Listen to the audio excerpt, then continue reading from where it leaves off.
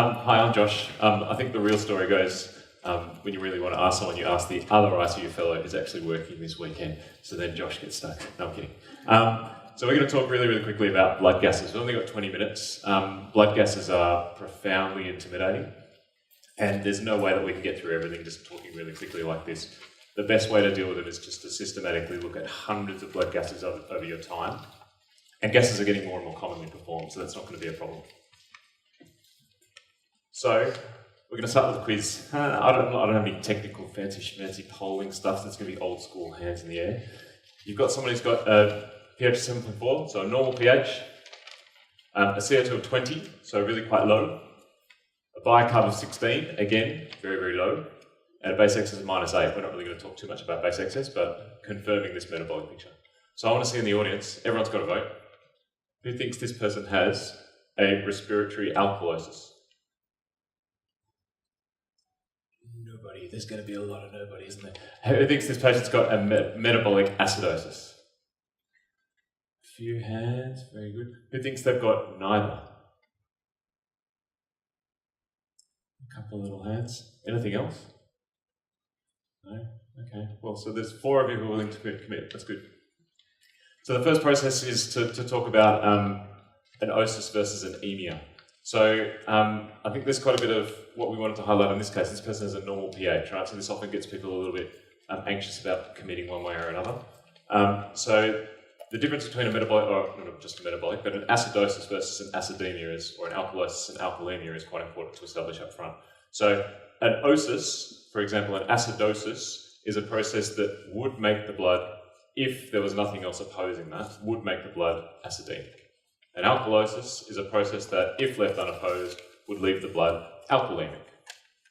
That sounds really quite simple, but when we go back to this picture, we can see that this person has a very low CO2. If that process were left to go unopposed, this person would clearly become alkalemic. So this person does have a respiratory alkalosis, unquestionably. This person has a bicarb of 16. If that was left unopposed, then that would lead to quite significant pH drop. So this person does have a metabolic acidosis. Those questions are not controversial. The question, the real problem with this interpretation is, what the hell is going on with this patient, right? What is the primary process and what is causing that process? Because only once you've questioned that can you actually start to help to fix this person. And then we'll sort of briefly address talking about compensation. So is there a compensation mechanism working, and how adequately is it working? Just really quickly, I want to just briefly address the ABG versus VBG debate, because you'll get a lot of pushback, particularly from where I live, about people insisting on blood gases, arterial blood gases as opposed to venous blood gases. I don't think anyone these days really minds that much, and anyone who does mind that much needs to pull their head out of their bum. The CO2 difference between an arterial and a venous sample are going to be really quite small, somewhere in the vicinity of 5 to 10 millimeters of mercury. And similarly for pH and bicarb, you're not going to have uninterpretable results from venous that don't translate across to arterial. Please don't ever mention a venous PO2. It's not helpful. It doesn't assist us in any way, shape or form in decision making about how sick somebody is, unless we're talking about mixed venous or central gases, but that's a completely different topic. So don't insist on an arterial gas, and provide a little bit of resistance for someone who does try and make you insist on an arterial gas, with a few caveats, right? So if you've got a specific oxygenation question, then that might be a valid reason to do an arterial over a venous gas. But what that's going to tell you over just your SATS trace, I'm not sure. If a SATS trace is reliable, that's just as good to tell you about oxygenation. Or if there's a reason why you don't actually trust the sample that you've been given, okay? So if this had a very long tourniquet time in someone who was incredibly difficult to bleed, maybe there might be some change in particularly the metabolic parameters. So when we want to think about what our primary process is, we need to remember that there are the 4 main primary processes. Really simply speaking, we know that an arterial CO2 lives somewhere between 35 and 45 in health. So we're going to say that quite simply, if the CO2 is lower than that, chances are they're tending towards a respiratory alkalosis. If it's higher than that, they're retaining CO2, they'll become acidemic, they're likely got a respiratory acidosis. And similarly for the metabolic picture, right? So if the bicarb is less than that lower range of 22, then this person probably has a metabolic acidosis. Greater than 26, the upper range, then they've probably got a metabolic alkalosis. In terms of determining what the primary process is, the golden rule is usually that whatever pathological processes there are, they don't usually compensate all the way back to a normal pH. So if you're a little bit acidemic, chances are it's the acidosis that's the primary process and the alkalosis is trying to compensate back to normal. But I would really want to emphasize that the way to complete the picture is always with history. So we're going to consider some of these. As fascinating as respiratory alkalosis and metabolic alkalosis are, I've never seen anyone die from these, so we're not going to try and push those onto you, but clearly we need to talk about metabolic acidosis and respiratory acidosis. Respiratory acidosis is probably the easier one. In terms of thinking about causes, then it's quite simple. If your CO2 is high, it's either because you're not getting rid of it or because you're making too much. And that's quite simple. If you're not getting rid of it, that's either a central process, so you're hyperventilating for whatever reason, you're unconscious, you're drowsy, you're narcotized, etc. Or it might be a physiological problem, a respiratory problem. So there's an obstruction to your alveoli expelling the CO2 out, so COPD, asthma, etc. PE would be another reason why you might not get any CO2 out. And too much CO2 production, that's kind of, yeah, you're not going to see that too much, but the sort of things we're talking about are very hyper-metabolic processes. So, tremendous, outrageous rigors, malignant hyperthermia, hyperthyroidism, etc. So that's usually not a particularly common reason for why you'll see someone with a respiratory acidosis, because usually they'll have a bunch of other metabolic things happening as well.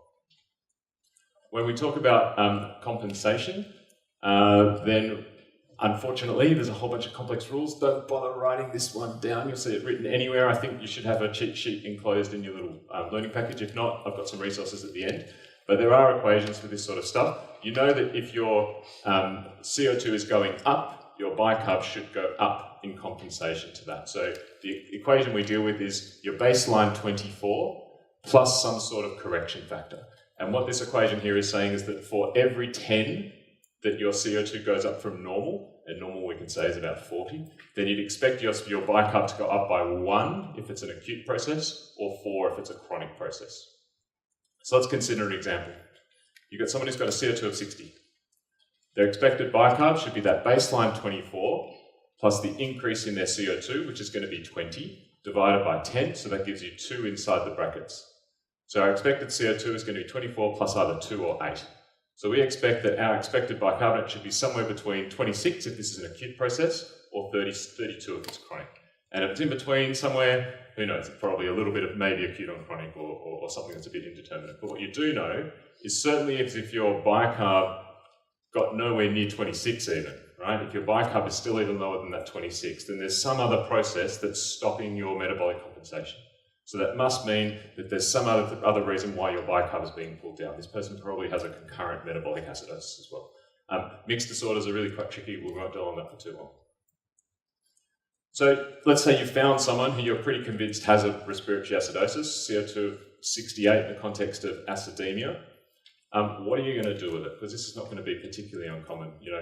The most common thing is that the resident for the day team sent a blood gas and nicked off, and then the blood gas result has been called through because the lab took a little while to process it. You've come on after hours and you're faced with this situation.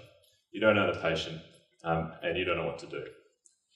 So what are you going to do? You're going to call the respiratory registrar to see if this person is urgent, non-invasive. You're just going to push the panic button, call ICU, or even worse, push the panic button and call everybody to come here right now. And the beautiful thing about this is that there is no right answer. The right answer is, what's the right answer always in these situations? You've got to look at the patient. If you see Skinny Santa with this blood test, giving you the thumbs up, you've got some time to figure this out for yourself, okay? Does he have wheeze? Does he have COPD? Is he having a COPD exacerbation that might be leading to it? In fact, you could go all the way through to, does he always have a CO2 somewhere like this? And does he have a metabolic process that's causing this instead? So you've got time to go through that, have a chat to your registrar, have a chat to the people who matter, and think about it. But if you come and see Skinny Santa, oh, not so well, then that's the time that you would be activating for more help, okay? If this is the case, if this person's compromised with this picture, then they don't really need too much in the way of smarts. They need some action and some activity, and they need to be in the right place. So that would be my big picture to you guys, right? Is that always assess the patient in the bed, and if the clinical picture is concerning, call for help. Metabolic acidosis is it's a massive beast, and I don't understand it. I'll be upfront, but I've got some tools that help me deal with it. So the first picture that we always talk about is a Gamblegram. Okay, we add up the cations and the anions, and we see that in health, these are the predominant cations and anions in the extracellular fluid, and because we don't walk around zapping things, these have got to be equal. So when we take a traditional approach to acid-base, as we already have, and we say that a metabolic acidosis happens when your bicarb shrinks, so when the dark blue shrinks, then we can see that there's two ways that you can end up with a metabolic acidosis. Either the red bit grows, so that gap between your positive cations and your negative anions, either that red bit grows, or the light blue bit grows, your chloride grows. And that gives rise to the two types of metabolic acidosis we see, a high anion gap or a raised anion gap metabolic acidosis, a HAGMA, or a normal anion gap metabolic acidosis, a NAGMA. And we're going to consider each of these ones separately. NAGMAs are kind of rare, but really quite complicated to go through from a lot of people. There's mnemonics and things that go on forever, but essentially there's only three causes. Either the kidneys are doing it, so that for some reason the kidney's not able to handle bicarbonate in the usual way that it does, and that's usually in things like renal tubular acidosis, or in Addison's, where in the distal tubule sodium exchange isn't working properly.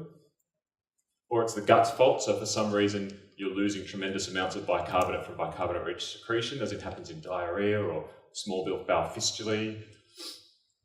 Or it's the doctor's fault, you did it. So you gave too much chloride.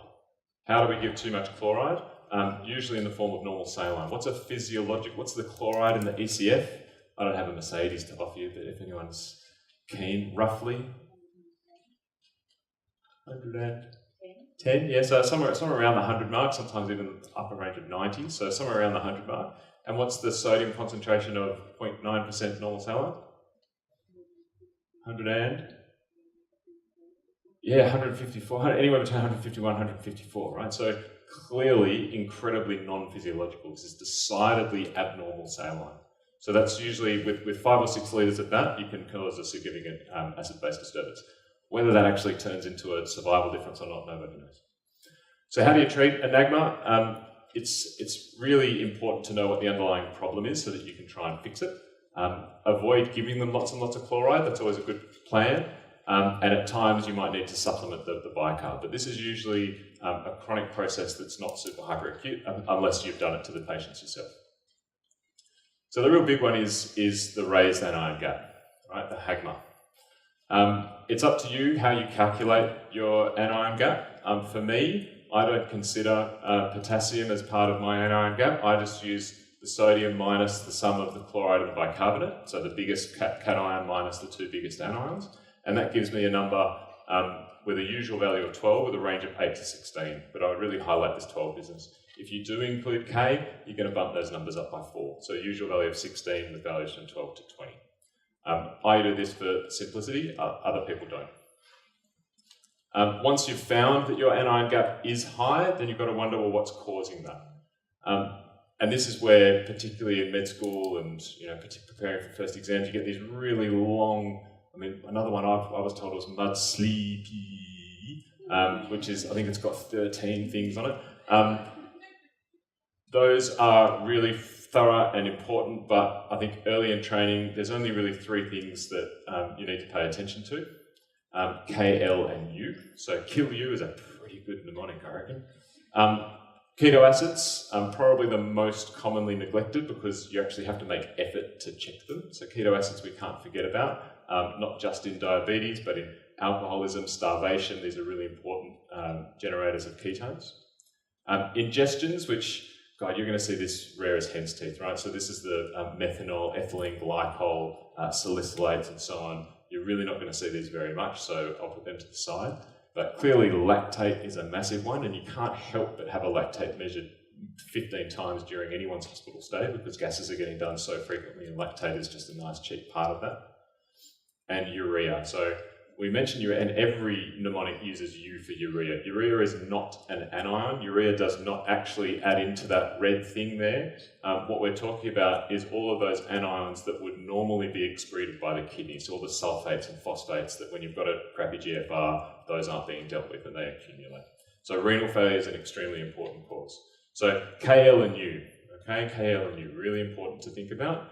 because only by identifying those can you go anywhere in actually fixing the problem.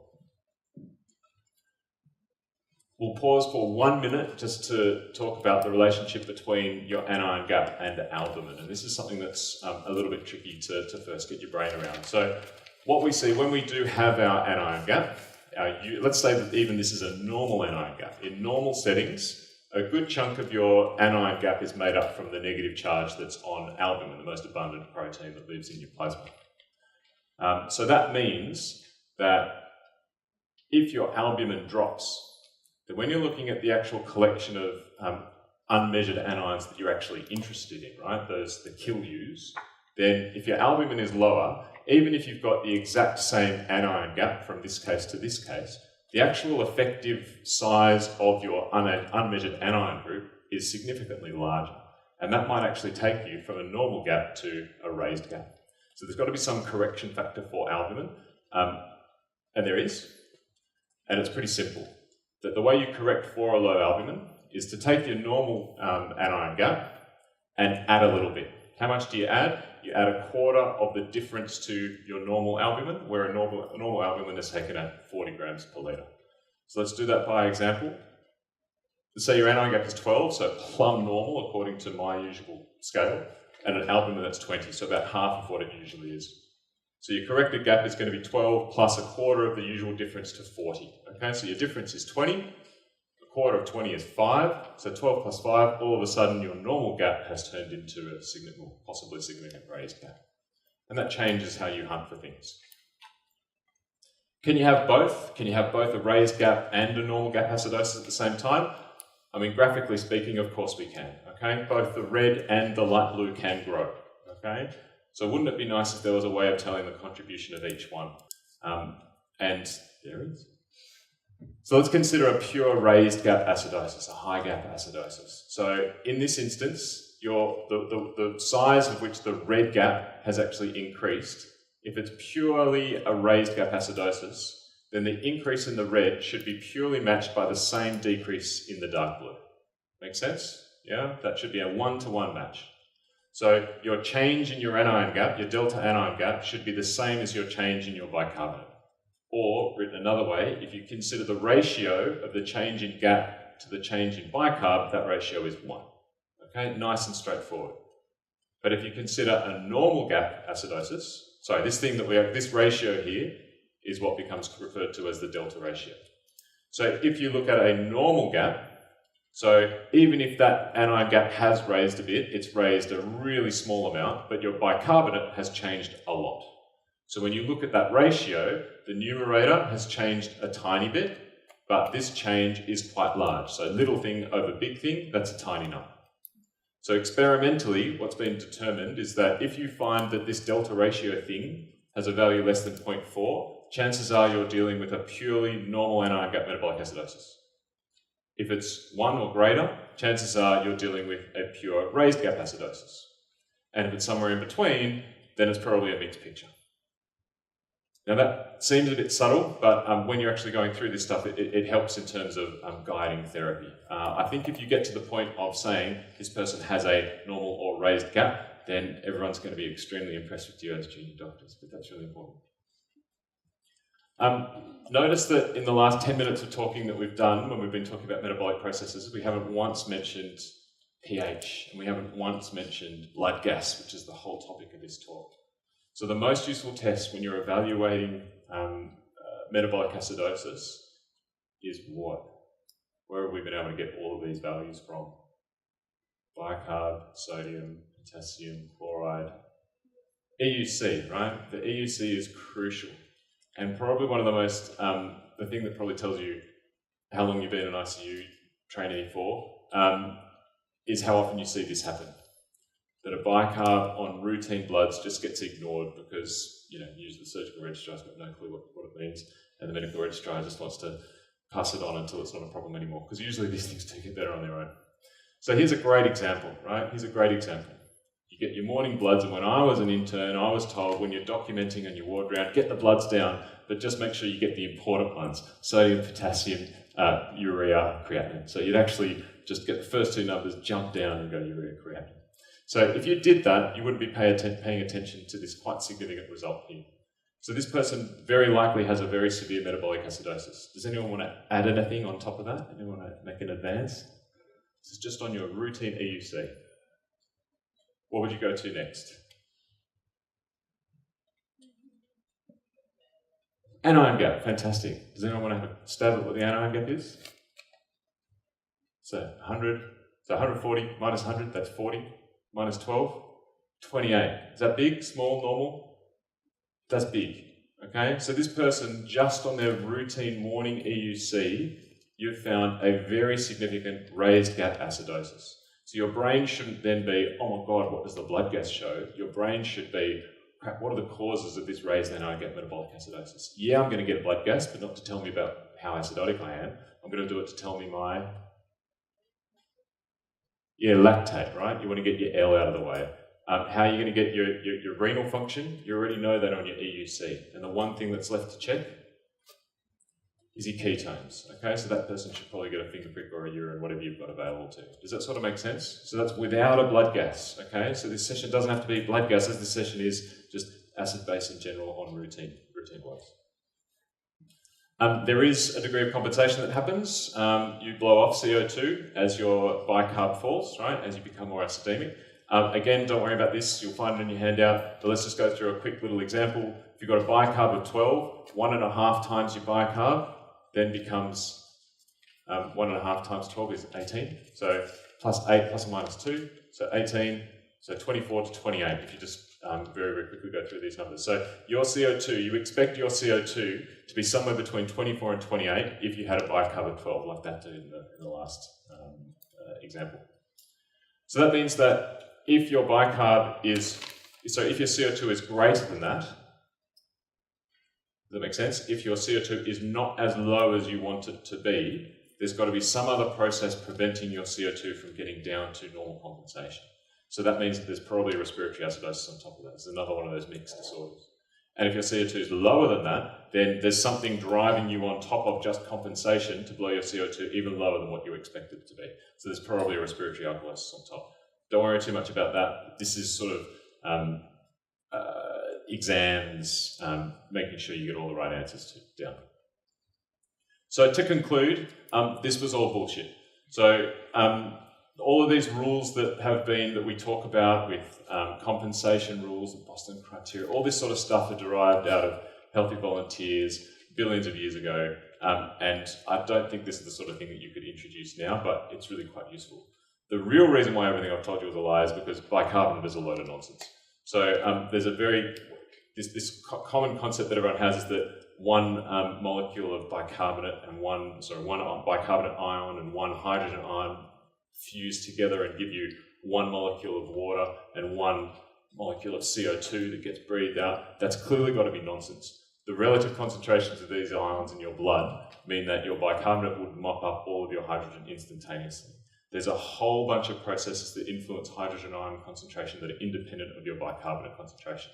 And what's really important is that a really clever dude called Stewart said there's about 6 of these equations, solved them all simultaneously and found that bicarbonate, it's an important thing, but it has absolutely nothing to do as a primary determinant of your acid-base status. It's a dependent variable. So there's a bunch of other things that change things. That doesn't undercut what we've said. What I would say is that, yeah, that can be true, and if you're really fascinated in that kind of stuff, then you can punish yourself and spend days reading about it and not understanding it, like I tried to do. But don't be afraid to just take the blue pill and keep going with bicarbonate as a really good marker of metabolic state. This is a fantastic resource. Anesthesia MCQ, the acid-base book, that's unbelievable. It's really great step-by-step. It's fantastic for people, particularly as you get towards primaries and whichever exams you end up doing. Wonderful resource. Again, there should be a handout in your pack. If there's not, I'm very, very happy to email it to you. It's just a cheat sheet that I developed a number of years ago that I haven't revised, that I probably need to revise, but at least it should be able to help you go through a bunch of gases that with a guide, maybe after 20 or 30 of those, you can start to make a bit more sense. If you've got any questions or comments, then please do contact me. Thank you for your time.